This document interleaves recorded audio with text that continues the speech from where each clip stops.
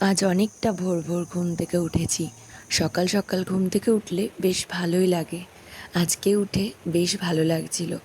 বাইরে দেখো এখনও কিন্তু ভালো করে অন্ধকারটা কাটেনি। যাই হোক, আমার ঘড়ি কিন্তু অনেকটা ফাস্ট আর আমি অনেকক্ষণ উঠেছি। বলতে পারো ওই 5টা নাগাদ ঘরের সমস্ত কাজবাজ সেরেই ক্যামেরাটা অন করেছি। এবার আমি চলে যাব সোজা স্নান করতে। স্নান করে বেরিয়ে সোজা চলে যাব রান্নাঘরে। বাড়ির সকলে এখন ঘুমাচ্ছে, কাউরই ঠিকঠাক ঘুম ভাঙেনি। আমিই উঠে পড়েছি আজকে সকাল সকাল।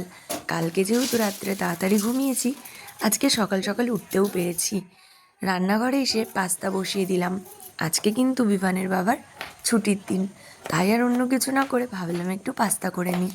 সমস্ত সবজিগুলোকে কেটে নিচ্ছি একে একে, আর অন্যদিকে কিন্তু আমার পাস্তাটা সেদ্ধ হয়ে গেছে।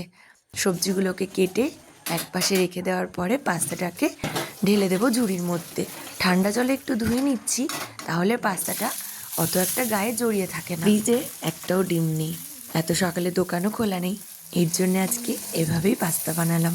আজ তবে আসি, আবার গল্প হবে অন্য কোনো ব্লগে।